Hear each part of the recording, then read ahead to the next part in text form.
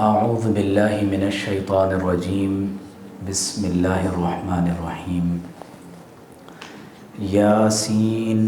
والقرآن الحکیم انک لمن المرسلین علی صراط مستقیم صدق اللہ العظیم۔ سب تعریفیں اللہ رب العزت کے لیے اور بے شمار درود و سلام حضور نبی کریم رؤوف الرحیم صلی اللہ علیہ وآلہ وسلم پر۔ شعبان المعظم کا بابرکت مہینہ ہمارے درمیان موجود ہے، اور آپ صلی اللہ علیہ وآلہ وسلم کی سنت یہ ہے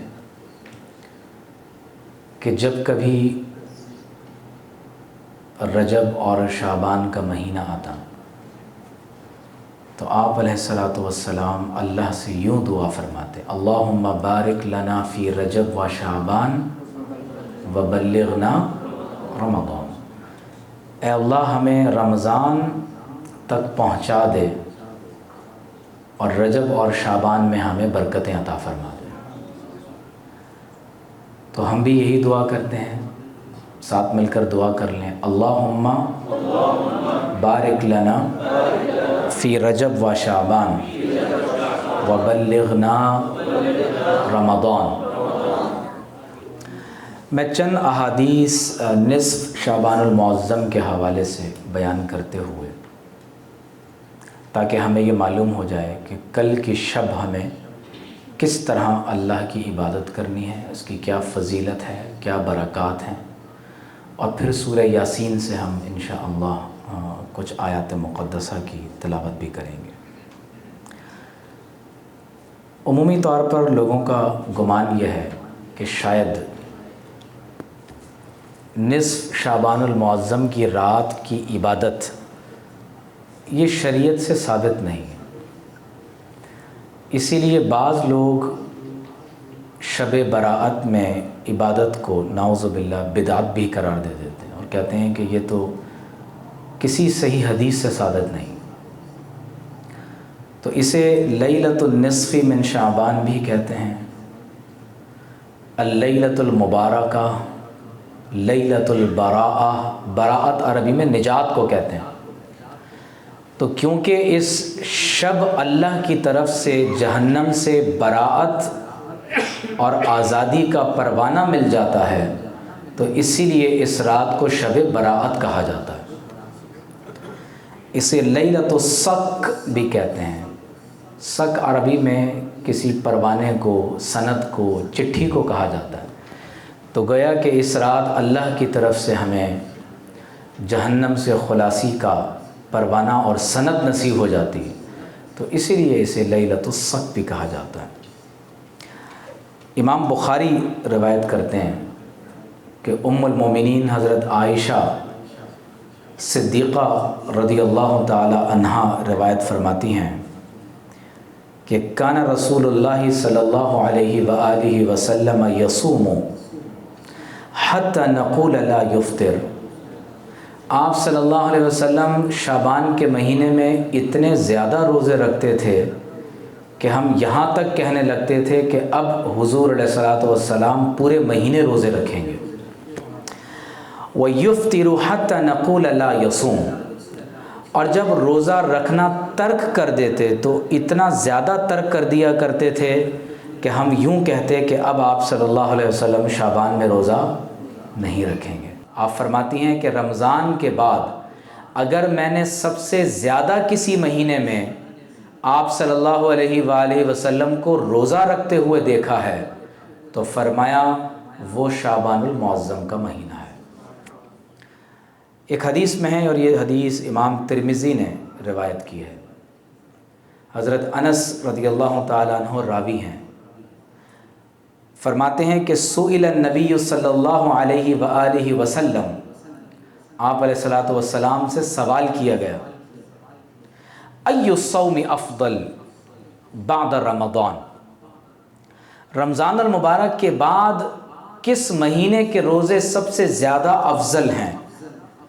فقال شعبان، تو آپ علیہ الصلوۃ والسلام نے فرمایا کہ شعبان کا روزہ رکھنا۔ اور مقصد کیا ہے؟ شعبان لتعظیم رمضان، فرمایا شعبان المعظم کا روزہ رکھنا نیت کیا ہو کہ رمضان المبارک کی تعظیم کی جا رہی ہے۔ تو گویا کہ استقبال رمضان کے لیے،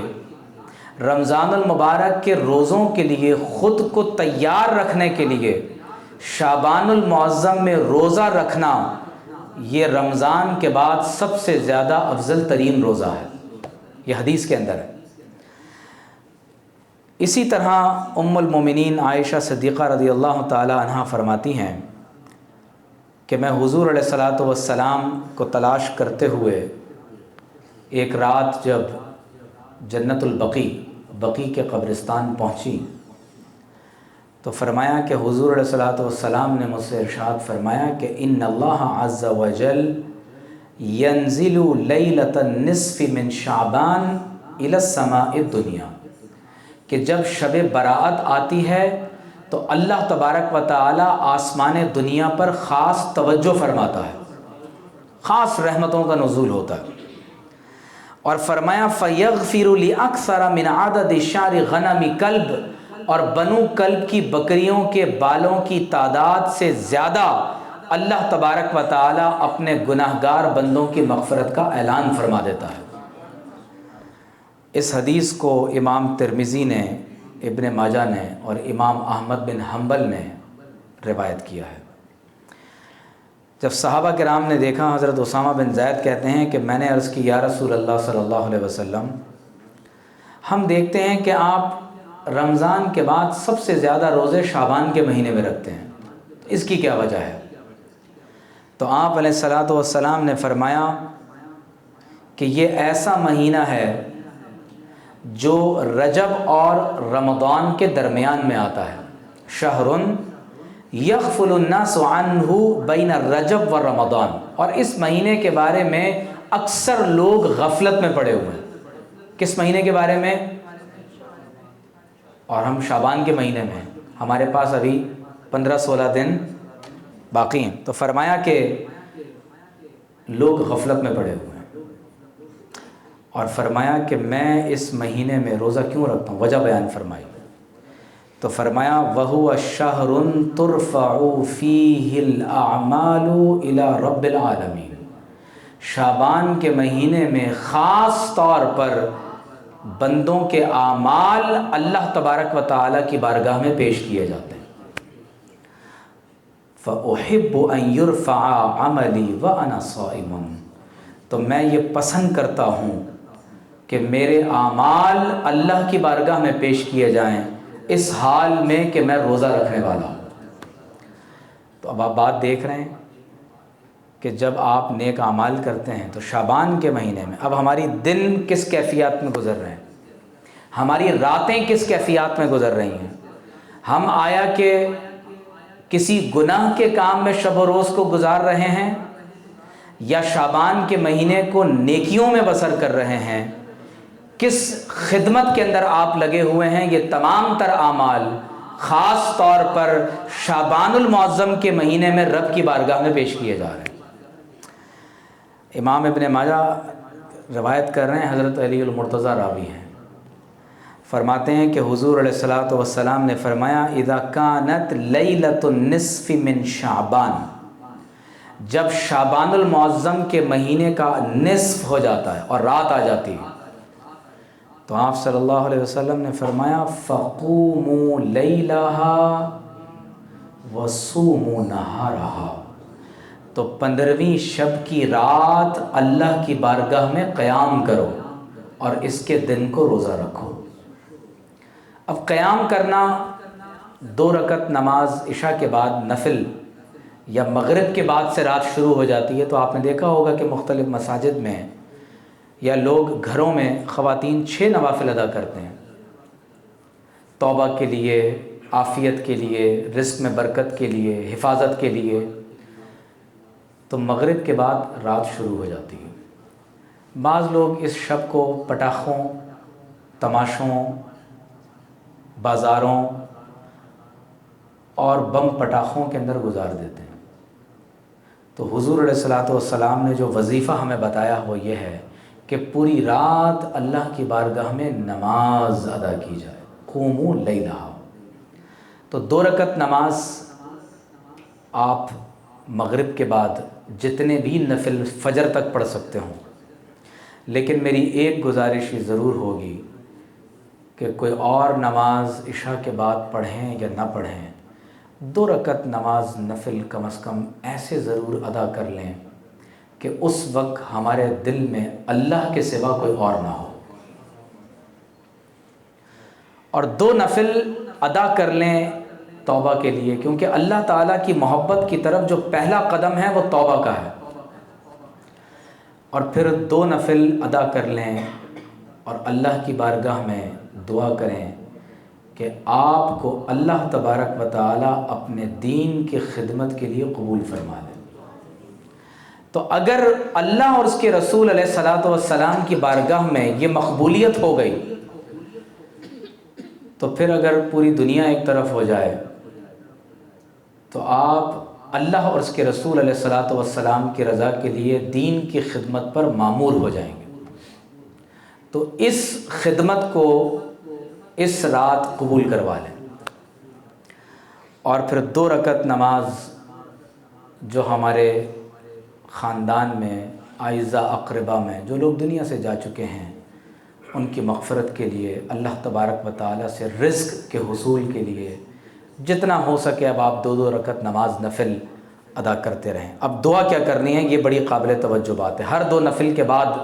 اب آپ کی جتنی ہمت ہے اب آپ اتنی دعائیں، اتنے نوافل ہر اس آئندہ آنے والی بات کے لیے 2 نفل ادا کر لیں۔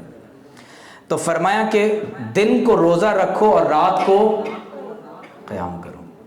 بے شک اللہ تبارک و تعالیٰ سورج غروب ہونے کے بعد آسمان دنیا کی طرف توجہ فرماتا ہے اور فرماتا ہے الا من مستغفر لی فاغفر لہ، خبردار کوئی مجھ سے مغفرت طلب کرنے والا ہے کہ میں اس کے گناہوں کو معاف فرما دوں۔ الا مسترزق فارزقہ، کوئی ہے جو مجھ سے رزق طلب کرنے والا ہو میں اس کو رزق عطا فرما دوں۔ کوئی کسی آفت میں مبتلا ہے تو مجھ سے دعا کرے فاعافیہ، میں اس کو عافیت عطا فرما دوں۔ الا قضا الا قضا، یہاں تک کہ طلوع فجر ہو جاتی ہے۔ تو 2 رکعت نماز نفل مغفرت کے لیے ادا کر لیں، 2 رکعت نماز نفل اللہ سے رزق کے طلب کے لیے ادا کر لیں، اور 2 رکعت نماز نفل اللہ سے دنیا اور آخرت کی عافیت کے لیے ادا کر لیں۔ تو 2 رکعت کر کے اللہ تعالیٰ سے دعا کرتے رہیں۔ پھر فرمایا کہ جب نصف شعبان المعظم کی کل کی رات، فرمایا جب یہ رات آتی ہے تو اللہ تعالیٰ اپنے ہر بندے کی مغفرت فرما دیتا ہے، لیکن چند لوگ ایسے ہیں جن کی مغفرت اس رات بھی نہیں کی جاتی۔ اب وہ کون لوگ ہیں؟ احادیث میں کئی لوگوں کا ذکر ہے جس کے دل میں حسد، بغض اور عداوت ہو، جو خودکشی کرنے والا ہو، جو شخص شرک کرنے والا ہو، اپنے والدین کی نافرمانی کرنے والا ہو۔ یہ جو اسٹوڈنٹس بیٹھے ہوئے ہیں عمر کے کسی بھی حصے میں ہیں، اگر والدین زندہ ہیں، یہ بہت اہم بات ہے، تو اپنے والدین سے معافی مانگ لیجئے۔ اگر اپنے والدین کو ناراض کیا ہے، اگر اپنے والدین کو خفا کیا ہے، اگر اپنے والدین کی نافرمانی کی ہے، اگر کسی موقع پر والدین کی تعظیم بجا نہیں لائے، اگر کسی موقع پر والدین کی توہین کا ارتکاب ہو گیا ہے۔ ہمارے معاشرے میں تو بعض ایسے لوگ بھی ہیں جو اپنے والدین کو گالیاں بھی دیتے ہیں، اور بعض لوگ انہیں دھکے دینے سے لے کر ہاتھ اٹھانے تک چلے جاتے ہیں۔ تو یاد رکھ لیں کہ اگر کوئی والدین کا نافرمان ہے اور توہین کا ارتکاب کرتا ہے تو اس کا پوری زندگی عبادت کرتے رہنا یہ اللہ تعالیٰ کی بارگاہ سے رد کر دیا جائے گا۔ تو لہذا والدین سے معافی طلب کر لیجئے، اور فرمایا اسی طرح جو ہمیشہ شراب پینے والا ہو، شراب پینے والا ہو، جب تک نسوں میں شراب کا اثر رہتا ہے اللہ کی بارگاہ میں عبادت قبول نہیں کی جاتی۔ آپ اندازہ کریں کہ جب اذان ہوتی ہے حی علی الصلاح حی علی الفلاح، ہر شخص کو مسجد میں آنے کا حکم ہو جاتا ہے، لیکن نشہ کرنے والے سے فرما دیا گیا لا تقربوا الصلاح وانتم سکارا، کہ حالت نشہ میں تمہیں مسجد میں آنے کی اجازت نہیں ہے۔ تو اگر کوئی نشہ کرتا ہے، شراب پیتا ہے، بدکاری کرتا ہے، والدین کا نافرمان ہے، دل میں حسد، بغض اور عداوت کو رکھے ہوئے ہے، شرک کا ارتکاب کرتا ہے، تو جب تک گناہ کبیرہ کی سچے دل سے توبہ نہیں کی جائے گی تو شب براءت میں بھی ایسے لوگوں کی مغفرت نہیں کی جاتی۔ اللہ اکبر۔ اور امام شافعی فرماتے ہیں کہ 5 راتیں ایسی ہیں جن میں دعائیں قبول ہو جاتی ہیں، تو ان میں سے ایک رات نصف شعبان المعظم کی بھی ہے۔ مشائخ کہتے ہیں کہ ہوش در دم، اپنی ہر سانس پر نظر رکھو، نظر بر قدم، اپنے ہر قدم پر نگاہ رکھو کہ وہ خلاف شریعت تو نہیں ہے، اور خلوت در انجمن، انسان اگر کسی انجمن اور محفل میں بھی ہے تو اس محفل میں رہتے ہوئے بھی اس کا دل اللہ تبارک و تعالیٰ کے ساتھ خلوت میں اللہ کے ذکر میں مشغول ہونا چاہیے۔ تو جو وقت اللہ نے ہمیں عطا فرما دیا ہے اور جس وقت اللہ نے ہمیں یہ فکر عطا فرما دی ہے، تو یاد رکھ لیں ہمیں نہیں معلوم، ہو سکتا ہے کہ آئندہ آنے والے وقتوں میں کسی کو اللہ کی بارگاہ میں حاضری کا اذن ہو جائے۔ اور کبھی قبرستان جائیں تو آپ دیکھیں گے کہ ایک چھوٹا بچہ وہ بھی قبرستان میں قبر کی گود کے سپرد کر دیا گیا۔ جوان بھی ملیں گے، بوڑھے بھی ملیں گے، ہر عمر کے لوگ آپ کو قبرستان میں نظر آئیں گے۔ تو جس دن اللہ نے ہمیں یہ فکر عطا کر دی، تو کل آپ نے اور ہم سب نے انشاءاللہ یہ کوشش کرنی ہے کہ نماز مغرب کے بعد، نماز عشاء کے بعد جب آپ کو موقع ملے تو 2 رکعت نماز نفل ہم نے توبہ کے لیے ضرور ادا کرنا ہے۔ بات سمجھ آ رہی ہے آپ کو؟ اور یہ 2 رکعت نماز نفل توبہ کے لیے انشاءاللہ اللہ تبارک و تعالی اس کی برکت سے ہمیں گزشتہ زندگی سے اپنی نیکی کی زندگی کی طرف ہجرت کرنے کی توفیق عطا فرمائے۔